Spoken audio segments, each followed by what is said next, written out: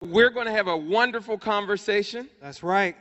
And we're going to start with a wonderful set of panels. Let's start by bringing up Troy Simon. You met Troy a little bit earlier. Give him a round of applause. Troy, the 19-year-old grad from Science Academy and a Youth Summit speaker. Welcome to the stage. He's going to take this first chair here. Next, we're going to bring out Chental Song-Bembry, author and founder of and CEO of the Honey Bunch Kids. Represent. Next up, Victoria Tori Turner, Miss Black, Louisiana, 2012, representing, also an author and founder of Tori Turner's Dream Big Foundation. Absolutely. Next, we're going to bring up Flozell Daniels, CEO of the Foundation for Louisiana. Represent. Give him up. Al Nelson, come on up. Al Nelson is the co-founder of EasyVIP, LLC, and he's also the winner of ABC Shark Tank. Y'all remember Shark Tank? Y'all seen the show? He's one of the winners, making money now. Give it up for him. Also co-owner of Midnight Gigs.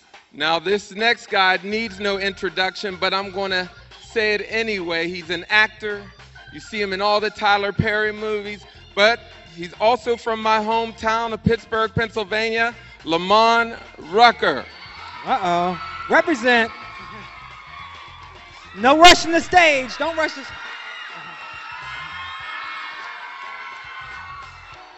Hold on. Y'all didn't do all that for me. What happened there? I came out, y'all was like, yeah, y'all jumping off the stage for this guy. All right, represent. All right, you know this next woman coming to the stage too. She's no stranger to you guys. Demetria McKinney. She's from the House of Pain. That's right. She's representing up in here today. Thank you for joining us. You may not know she's also does everything from singing to songwriting, modeling, dancing. She does it all. A triple threat. Now, this time we're going to ask a series of questions, and I'm going to step on the floor, and later on we're going to ask you to get involved as well. Yeah, so don't be afraid. Start thinking of your questions now. Start thinking about what you want to say. Y'all all taking pictures of them. Let me stand next to them so I'm getting some pictures. Okay. Holler back at your boy. Oh, yeah. They're like, oh, what, is this in the way? Afterwards, we'll have them stand up here. Yeah. Y'all can take some pictures. Don't bum rush the stage. Just calm down. If y'all ask questions, you ask a question, you can get a picture. How about that? So we're going to need some involvement later. But right now, we're going to go ahead and kick this thing off with starting with the youth.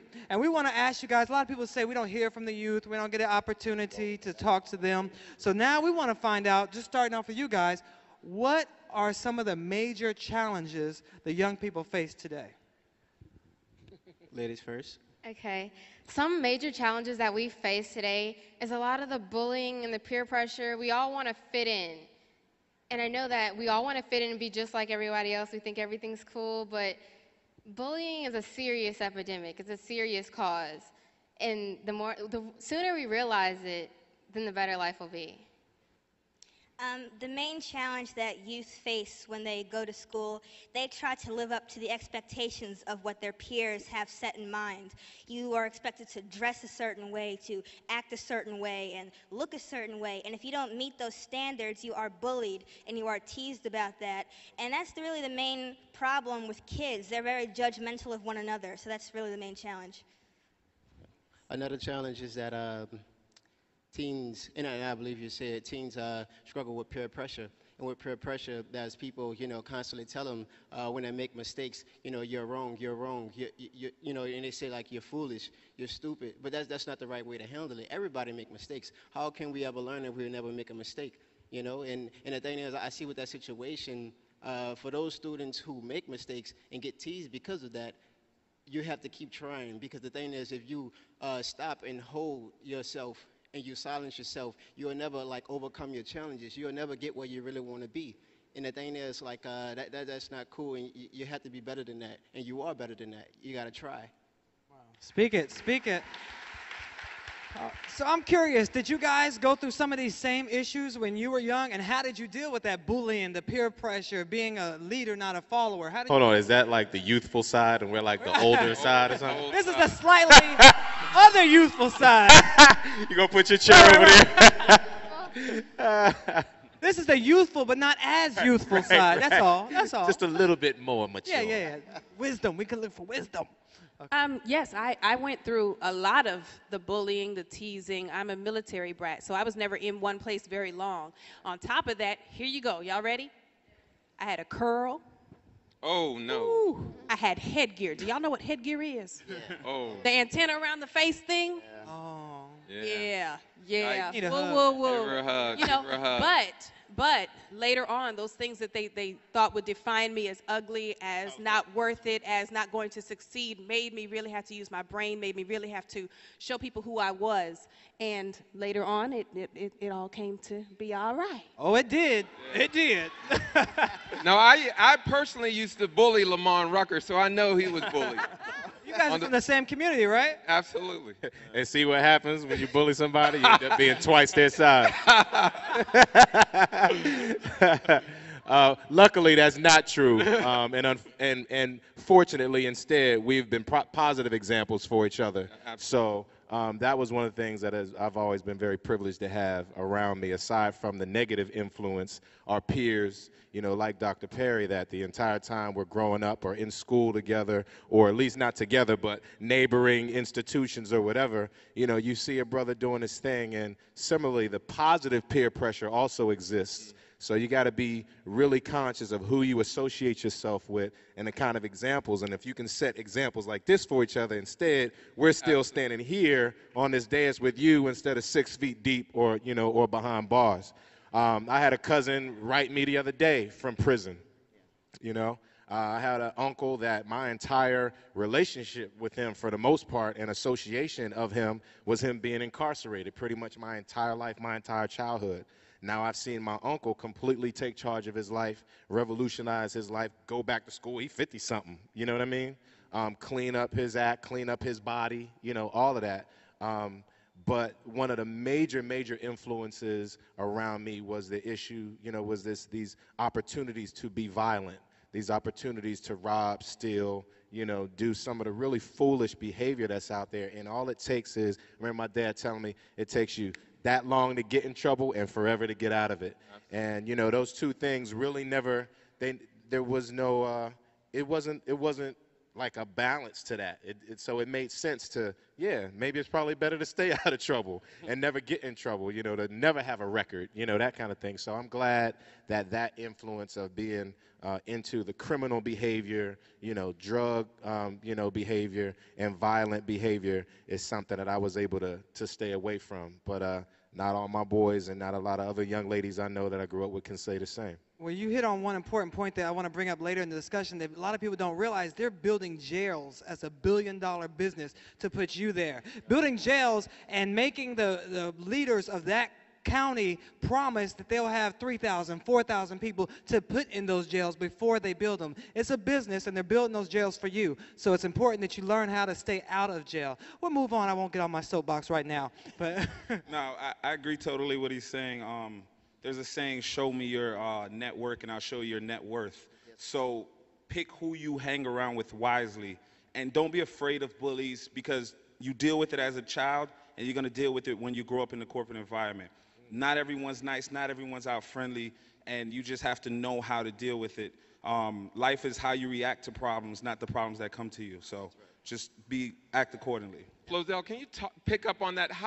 What advice would you give students here to create a safe space for themselves? Because a lot of times they need to cultivate a peer network that will protect them. Thank you, Andre. I was just going to speak to that. One of the most exciting things we've seen here locally is youth in high school and even junior high school working with each other to create clubs within their schools, within their churches, within their neighborhood associations, and some of their civic work that they do so that they can actually protect themselves, whether it's young people who are dealing with LGBT issues, or young people who have handicaps or disabilities, or who are just being bullied. They're creating a safe space with themselves. They're actually learning how to use public policy.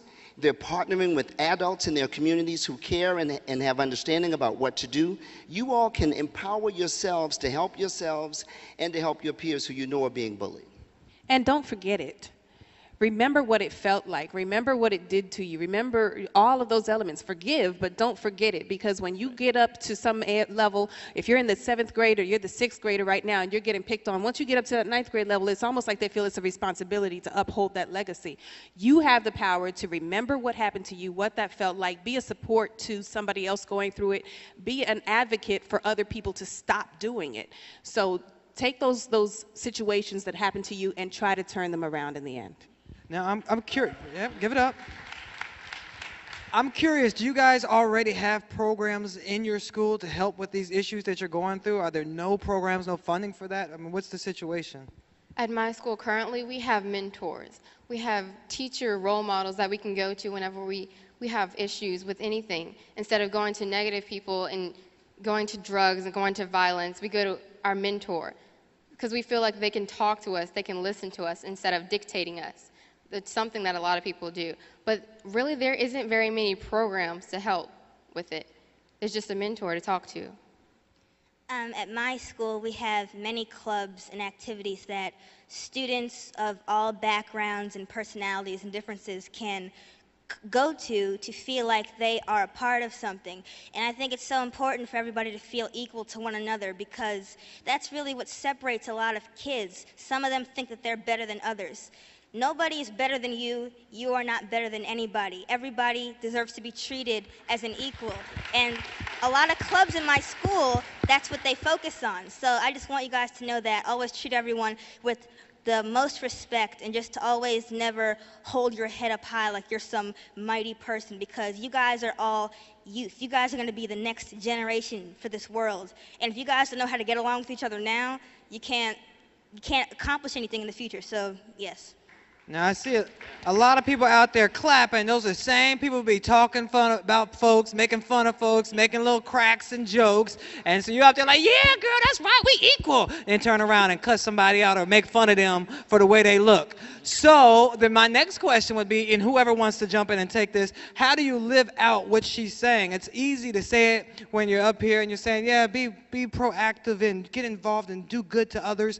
But how are y'all going to do that instead of doing the opposite? You know, what is the key to living that? That's an excellent question. And again, you all have to understand that these things that we're suggesting to you and these encouragements that we're giving you, trust me, we understand. We were there. And it also doesn't change much. The more mature of a young person you become, these same issues, these same principles will still apply. So if you all set good habits now and start, in a sense, conditioning yourself and in a way like training and shaping yourself to be a certain type of person now, by the time you get to where we are in life, these things will already be part of your habit. They'll be part of the way you conduct yourself and the way you treat other people and the way other people treat you.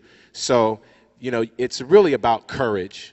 It's about you having the courage to do something a little different than maybe what everybody else is doing. Again, I was taught just because everybody runs to the right doesn't mean you need to run over there with them. If they're running toward a fight, your dumb behind needs to go this way. And you know what? If 80,000 people want to run that way and you're the only clown to go this way, guess what? I'll be that clown because the fight that y'all just ran to and a few more y'all just got shot and then arrested because y'all were in the middle of all that foolishness, guess what? I had enough sense to know that just because everybody else is doing that, and even though y'all might tease me and talk about me bad because I went this way, after I went this way, guess what? I look back and several other people followed me. Now, if I didn't have the courage, right, to make that tough decision, so many other people might not have either. Most of you know what's right.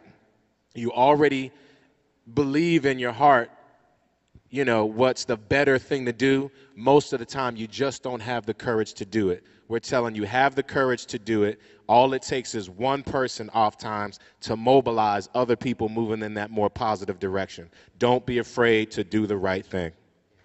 Now, at this time, we're actually going to move into Q&A. And so we're going to give an opportunity, and I think people are going to line up in the microphone in the center. And as people do that and think about their question, I want to actually pose this to Troy, because oftentimes bullying occurs outside of school. In fact, most violence occurs after the school hours, and a lot of those kids aren't in school. So how did you deal with those bullies and those factors who weren't in school, that did not have an authority, that you couldn't bounce a warning to? How did you deal with that? I kept myself in a library. I noticed high school I had went to, it started for That's 8:30 and ended for 5 o'clock. I went to Urban League College Track after school program, and I stayed in that program until 4 o'clock until 7. And I went straight home. By the time I get home, it's dark outside, and I had to do a lot of homework, and so I'll just be bogged down with a lot of work. How else I did it? By going to church and hanging out with the right people, because I knew that there was no good for me. The thing is, because I had to see myself where I wanted to be. My friends that I did had, I saw them, and they asked me questions about how I'm doing, and I tell them all the great things that I'm doing, and they say, man, I wish I could do the same thing. And sometimes they ask me tag along with them and hang out with them, but I'll tell them no. And it's not because that they're bad people. It's just because where I'm going, they are not going. And the thing is, with that situation. With that situation, these are my friends over here, my old friends, and this is my goal. So I got to go get my goal, then I'll come back and help you because I know that you need me, but right now you're stuck in a trap hole. So the thing is, and I can explain it this way to you all, and especially to the young people. The thing is, it's like, with young people, you are in a hole, and there's people passing by you, and you don't know how to get yourself out of the hole because you came into a world you don't know nothing about. And that's the hard part because you have no values that you can attach yourself to. And when that happens, you stay stuck in that hole. So what the part is, we need somebody, somebody that can help you get out of the hole, not by telling you how to get out of the hole, but actually jumping in the hole with you and saying, you know what, we can do this. Let's get up together. So the thing is, you can't make it alone in this world. You have to keep on trying. And the thing is, you're gonna need help wherever you're going. So, and how I handle my problems, I handle my problems like that, with people who's gonna encourage me, deposit great things into my life, and when they deposit great things in my life, there's going to be a positive output, and I'm going to tell other people. And it's a chain reaction that happens. And what I want to say to you, and that's when I realized that, well, true success is the quality of one's mind and one's character. And that is success. And that's how you handle your business. And just dealing with people around your neighborhood, and when they're talking about you, you say, you know what, take care, and you walk off. And I know the thing is with people, they follow you and try to hit you, but we have to think positively and make great choices. Who you going to hang out with? See the trouble before you get there and know, well, that's not a right move. I'm going to make the right move and not go that way. I'm going to go this way because I see trouble. Why go somewhere when there's trouble? You right? That's good. So you're going to go somewhere else. I hope y'all listening to this and taking it in, because the brother is speaking knowledge. Woo. So now we're actually going to go to the question. You're going to be a PhD and a preacher. Absolutely. Right. Future politician. And this brave young lady was the first to step forth. So please deliver your question. Try to be as succinct as possible. And this is not an opportunity to ask them for the phone numbers, the email. We ain't doing all that. Ask a question. Okay, go ahead.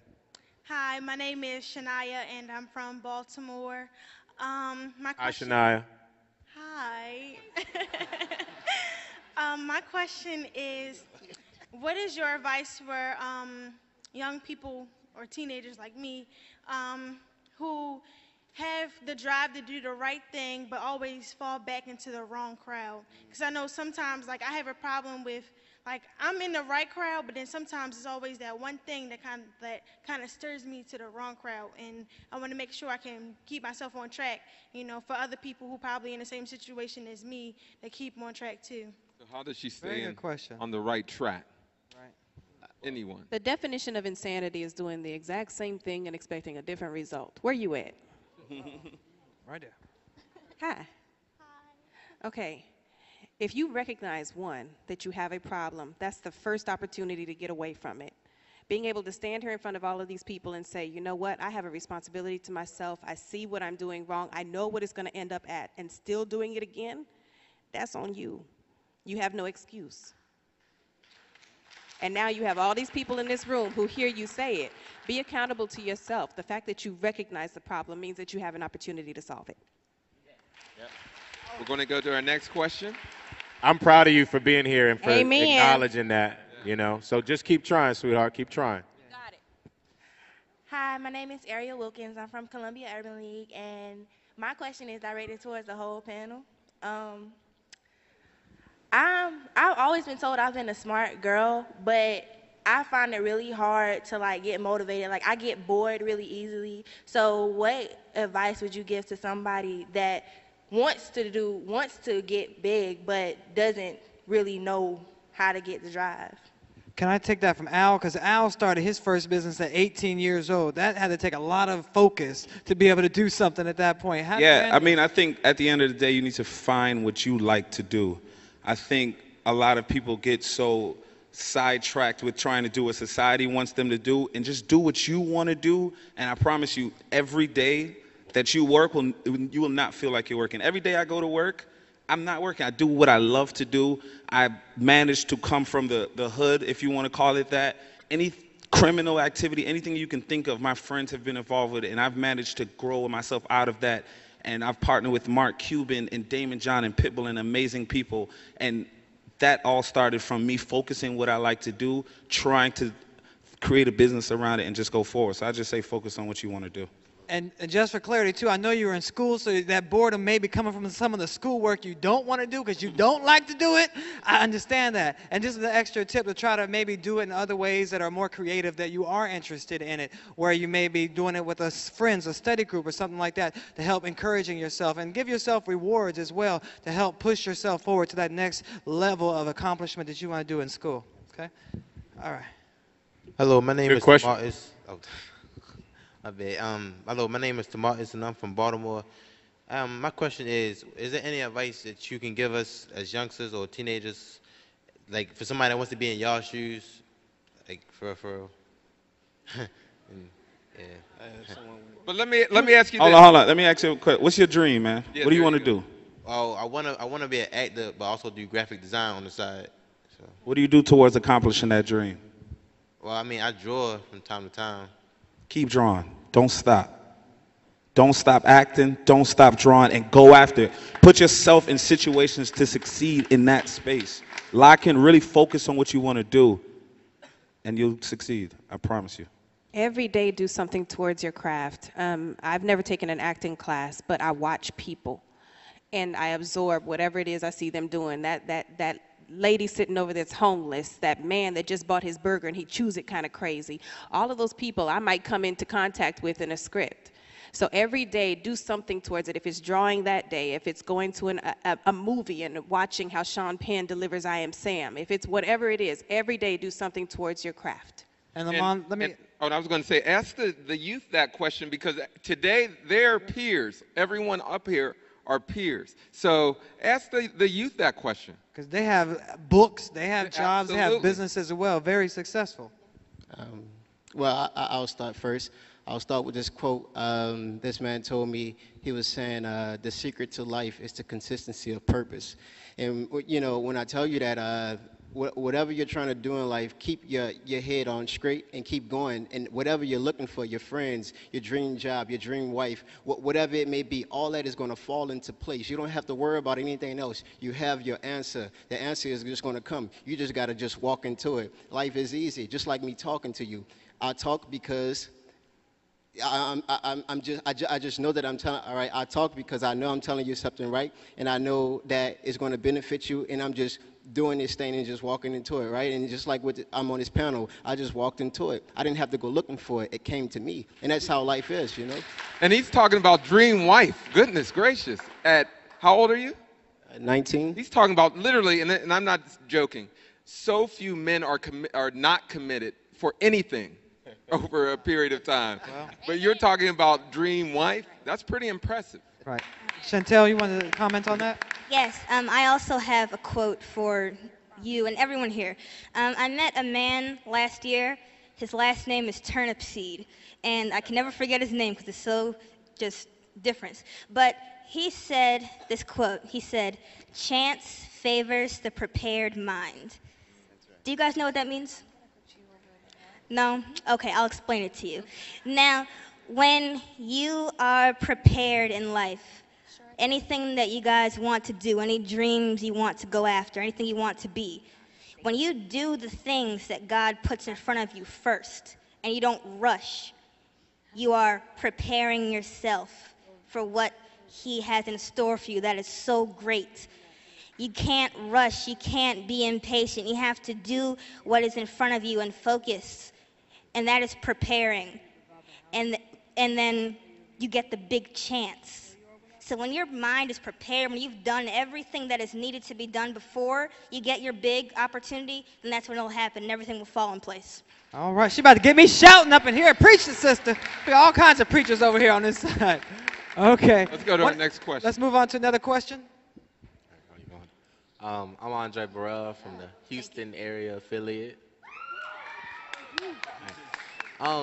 This is for y'all. I want to say, being in the entertainment industry, you know, you have your ups and your downs, but what advice would you give to the youth, not only in the entertainment industry, but for everyone to stay positive, you know, not getting caught up in all that negative energy that can be around you? I guess I'll jump on that one. I mean, one of the things that I try to clarify for people is, you all have to understand that what we do as entertainers, it has a certain degree of artistry and of creativity, but there's a big part of it that is just what you called it, which is industry. It's a business, all right? And one of the difficult things about being actors, you know, models, you know, dancers, singers, you know, we do all these things. Stop pointing at me, dude. You know, well, you know, you know how to do all that stuff woman. too. You're multi-talented. That's what we do. So first of all, that's a multitude of skills, right? You're prepared for whatever opportunity may come your way at any time to apply either of those skills or others.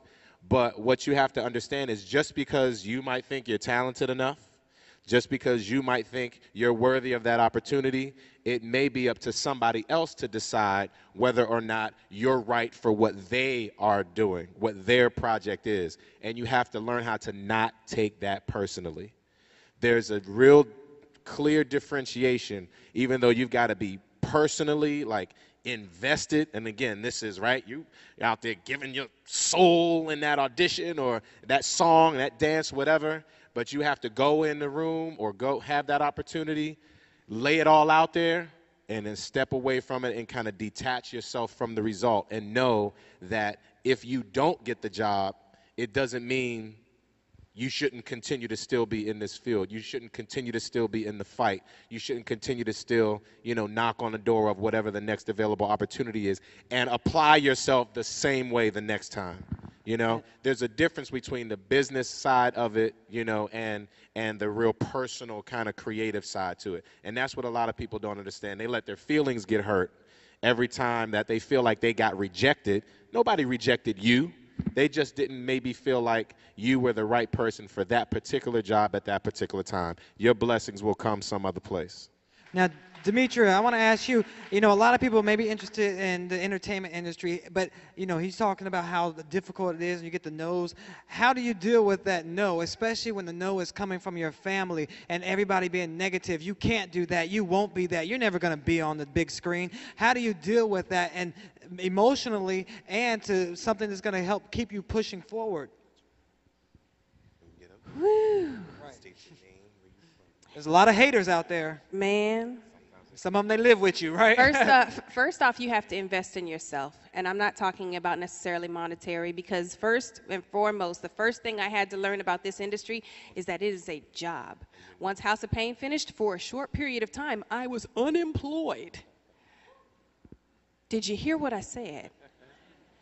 Okay? So what we do is just a real big glorified job. People get to see you mess up. People get to see you do great. People get to see you when you're broke. People get to see your relationships. People get to see when you're down. People get to see where you're up. But everybody's watching that. It's a job, okay? Now, when you have haters on one side, you have to understand that that's their job. God made the devil. He has a job. He's going to do it to the best of his ability. It's my job to make sure that I do the job that God gave me to do to the best of mine. So I have to instill in myself that I am worthy. I have to instill in myself that I have to work at it. I have to instill in myself that I have to dedicate to myself those opportunities, times, and efforts to be great in that moment that I get. Whoever's trying to hold you down, whatever your job is, I mean, you might be at Burger King right now, you might be the next manager. You might, you baby, be the best at what, if you a window wiper, wash the heck out of that window, okay? Whatever it is you do, do Hey, it I was great. the flyest Make them hate you. McDonald's drive-through food ever. Me too. Whatever you do, do it so well that you make them hate on you. If they're hating on you, you're doing something right. Can I help you? I like that. Question. We got another question. Question.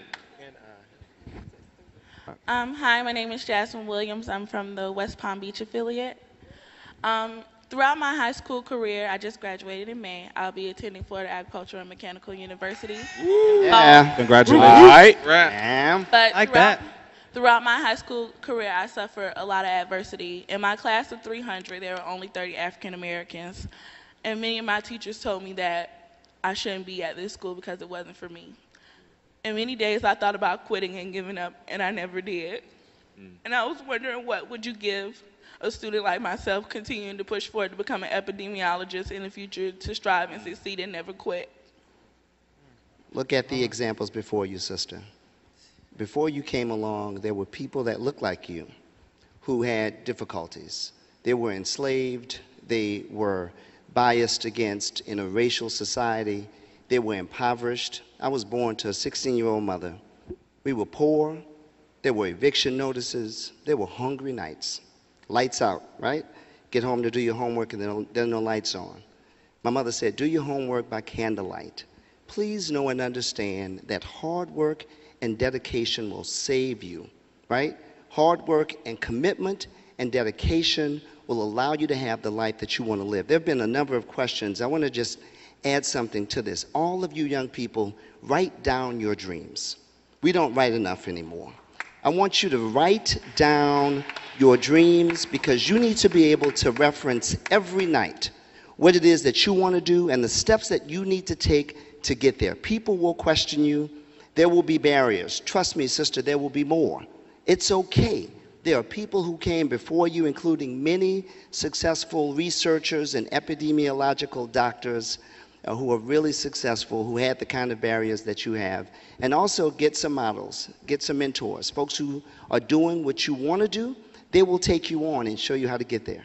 And Al, just add to this briefly, because the higher you go into whatever field, there's fewer and fewer people look like us. That's right. That's so right. Al, can you speak on that? Absolutely. I run a foundation right now. I'm the only black-run foundation in Louisiana. You have to get really comfortable. I went from an all-black high school to a majority college. I didn't have any friends. I didn't know how to get along. No one invited me to the study groups. I didn't have the information. I just had to really work hard and get comfortable with the fact that I was sometimes going to be an outlier. I was not going to be in the majority. You have to find ways to find a sense of community. What are the things you like to do? How is it that you are? And this is for everyone. How do you connect with the people that care about the things that you care about so that you can have a sense of community? It really helps to heal your soul, and it helps to make you happier and move on in life. Yeah.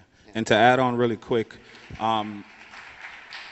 my mother got me into a high school, and I was the only black person in the whole school. She got me in on, I guess, affirmative action. She got me into this school, and I was literally the only black person in the whole school. So the problems that you face, trust me, I went through them. I heard every name. I saw every spiteful thing someone can do for you. I fought, I kicked, I screamed, but your past doesn't dictate your future.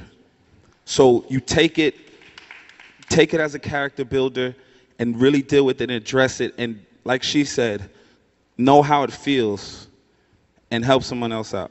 And be proud of yourself. I think you're a wonderful example of everything that you need to continue to be. You're talking about how resilient you were, how you took a certain degree of discouragement or maybe even abusive behavior, again, from a teacher even, and some educators and even parents and relatives and friends and peers can be sometimes your biggest obstacle. But the fact that you finished that task, you graduated, you're moving on to your next goal, your next objective, you are already the example that you need.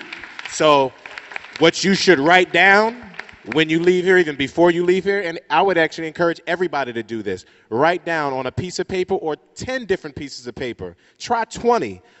A word that describes you in a positive and affirming way. Stick that on your refrigerator. Put that on your bathroom mirror. Shove that in your purse or in a back pocket of one of your, jeans or something like that, so that these are things that you remind yourself of all the time. This is what you need to continue to be encouraged and to positively affirm yourself. Don't think about just the negative that you've been through. Think about how positive you are and how positive you have to be to overcome the negative. And if you continue to do that and reinforce that, there's nothing you can't do. You're going to have your tough moments. We all do. We all get smacked upside the head. Don't think that we don't ever have our bad days or our discouraged, our moments of discouragement. We always do. But the affirmation are examples of success like this one that you're telling me about right now. This is what you can continue to look back on and have your chin high and say, I did that, I can do it again, and you will. I'm going to say this right quick, and I'm going to be real brief. I can't see you. You are paving the way for so many other people. Because they're watching you, they're watching your success as well. They're watching how you handle yourself. They're watching that you're standing there strong, tall, and proud of what you're doing.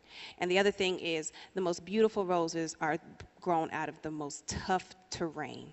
Okay? If Jesus himself went through what he was going to go through in order to be great, understand, greatness has a price. If you're willing to pay that price, the reward will be just as sweet. All right, amen.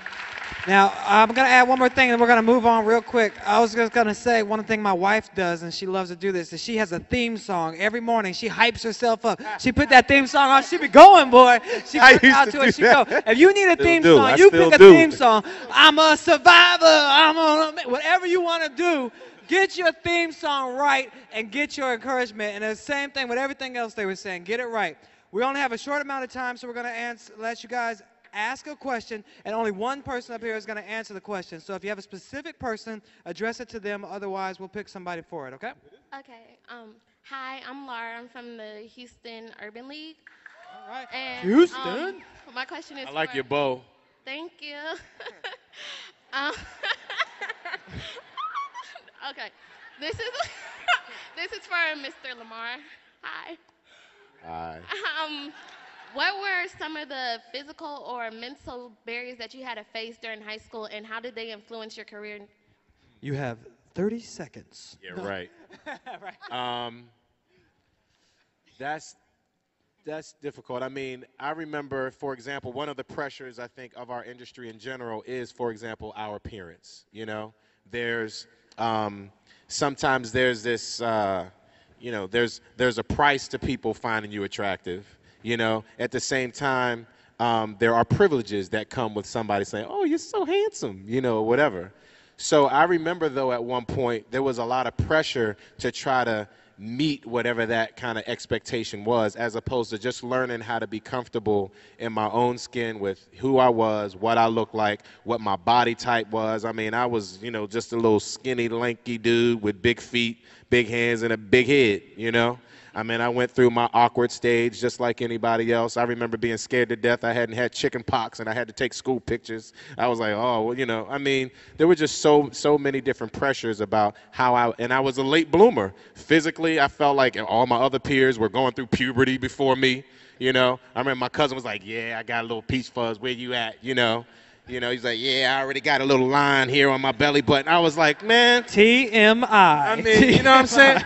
No, but I'm being real about real, there were all. We like it real. Go ahead. These insecurities are part of all of our lives, and they were a big part of mine, a big part. And what I had to do was just learn how to be confident in who I was as a young man and realize that I had other things to offer, not just who and what I physically looked like. And gradually, I was confident that, I'm going to evolve and to mature into whatever it is I'm supposed to be. If I take care of myself, I don't smoke, I don't do drugs, never have. My alcoholic intake is minimal. It's an occasional glass of wine, I'm very careful about the other things that I put into my body. So, but those insecurities and those body, body image issues and stuff were very prevalent for me. And I still see a lot of our peers go through it now. They never really healed from it. So the sooner that happens for you, the sooner I think you really get to step into the glory and the confidence that you have and just being the beautiful young lady that you already are. Great question. And she blushing now, boy. Look at that. It's all right. It don't mean nothing. If I say it, you got to believe it. So it's going to be on a whole nother level once you buy into it. All right, next question. Like Sheila in the movie. Oh,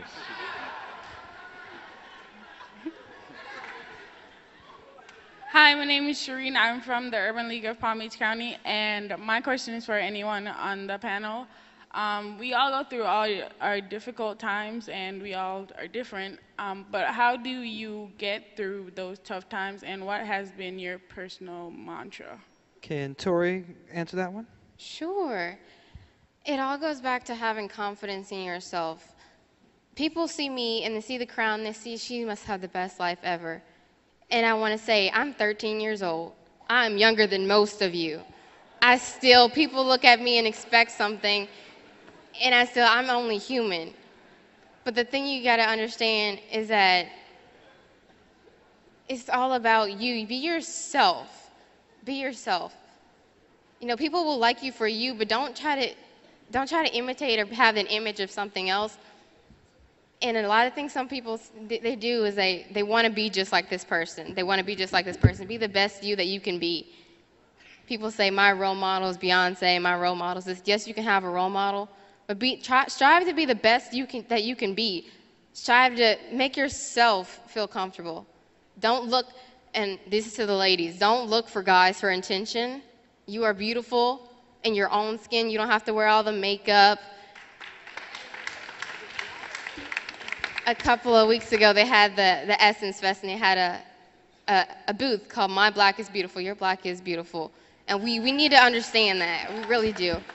Because a lot of things we look at on television and see, I don't look like them, or my teeth are crooked, or like I'm not as developed as anyone else. You are beautiful, and you need to be comfortable in your own skin. All right, thank you.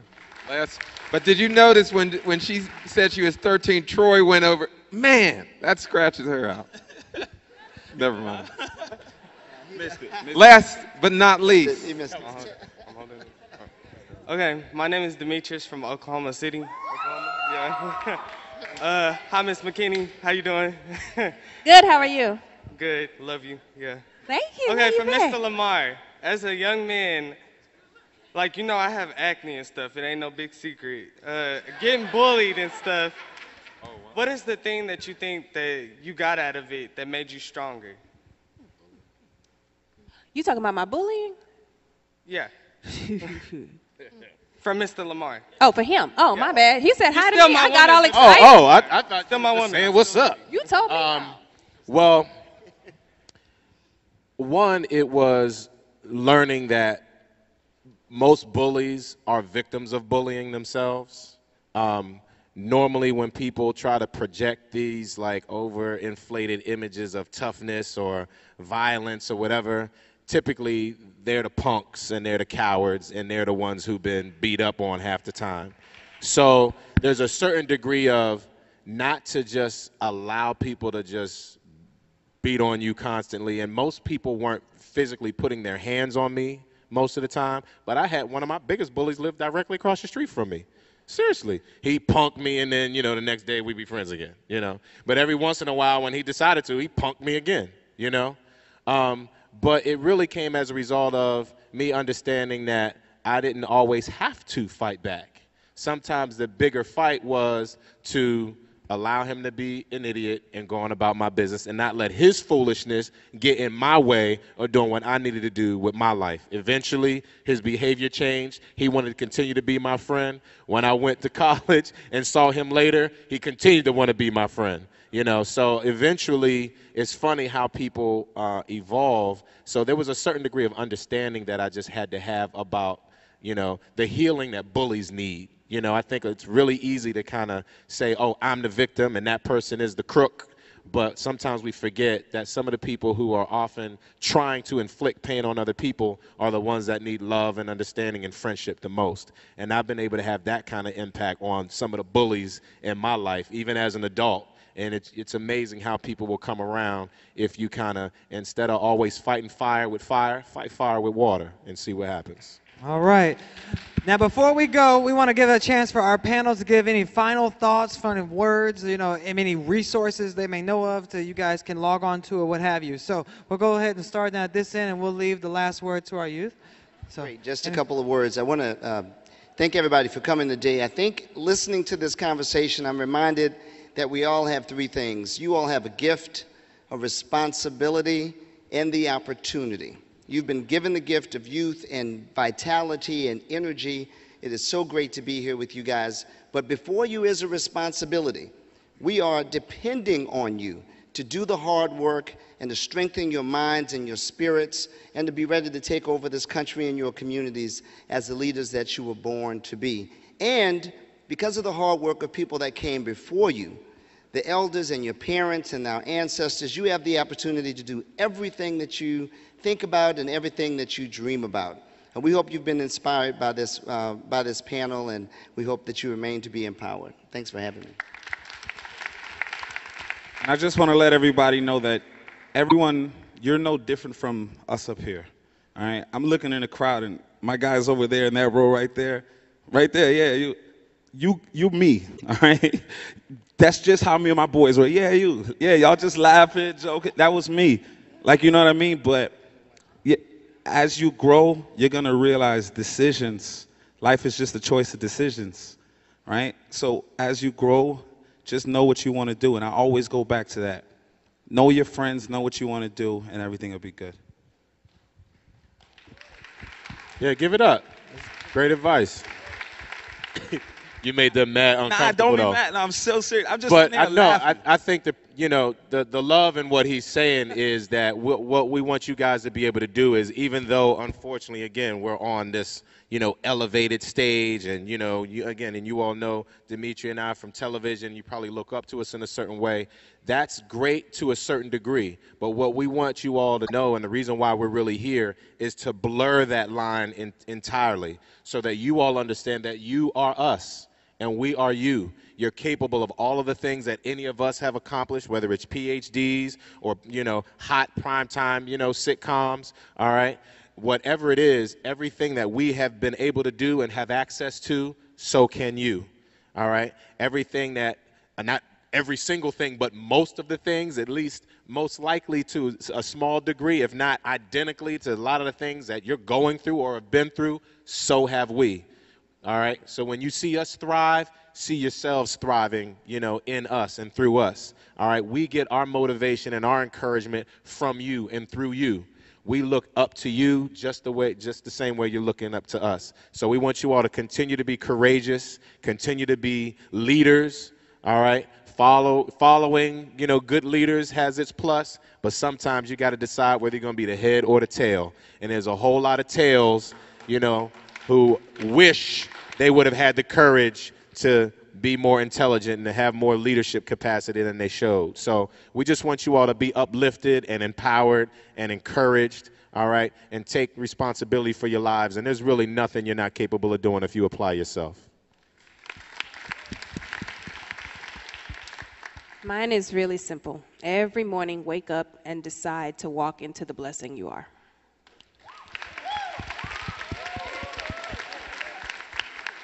Something first, I want to thank the National Urban League for having a youth event like this. What better to know what the youth think than asking us?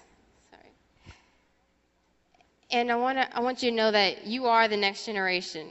You can be the change that you want to see in your community and in this world. It all begins with us.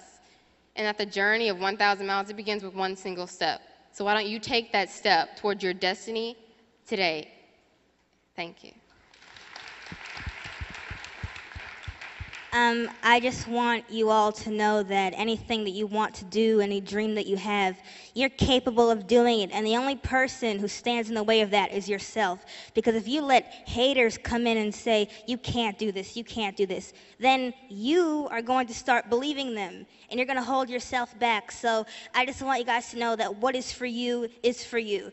Let's say you're an actor and you want a role, or you want a certain position on a job, and somebody else gets it and you feel let down. That was for them, but something else is coming your way. You just have to wait for it and see what it is.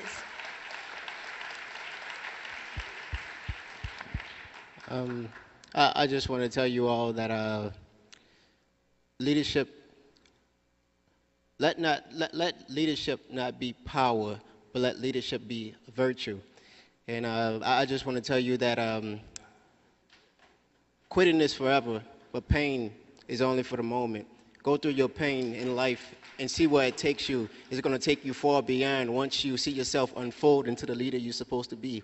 And just want to tell you this, life can be hard at times, and it can be like a rock. You can't see nothing happen. You can't see this big old rock that's in front of you move. But just know, if you keep pushing inch by inches, it'll move, and you'll see progress.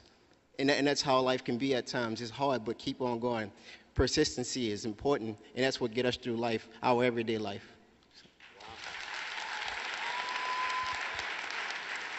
And man, he is a very wise young man. I just want to say one of the biggest mistakes I made as a child and as a young professional growing up, I didn't say thank you enough. And so for a moment, if we could just take the time to thank the camera people, the interpreter, the producers, the folks that clean up, let them hear, get up, let them hear. Get on up, give it up for them. National Urban League, everybody. All right. Absolutely. And I can say thank you for your wonderful participation. Thank you, panelists, for having the courage to give. And I will see you around. Okay, don't leave just yet. We have a few more things to do. I know y'all didn't forget about those tickets you got outside, right? The tickets, because y'all didn't get they didn't get tickets. We're about to give something away. Did they have? Well, we're about to give away a Nook. I don't know. Did anybody get Nook tickets? Somebody out there? Okay, well, how are they going to be entered in the drawing if they didn't have it? Maybe they got your names somewhere else and because of the program and they just know about you. Anyway, we'll let some of you go ahead and start taking pictures on this side if you guys wanted to grab your pictures while we're announcing this. But at this time, one lucky person will win a Barnes & Noble Nook touchscreen tablet, 16 gigabyte memory, up to 11.5 hours of runtime, and of course, it's built in with Wi-Fi. So, who's the lucky winner? Yeah, let's see. You want to pick it out for him? What's that? Yeah, turn it. Shake that up. What? Let's find out who the winner is. We're going to get some pictures right after he pulls the winner. Drum roll, please. And the winner is Mary Simon. Is there a Mary Simon? That's me. Come on up. We'll keep it up here for you, Mary, and so we can keep the program moving. Thank you, guys. Thank Barnes & Noble. And tomorrow morning, we're going to start these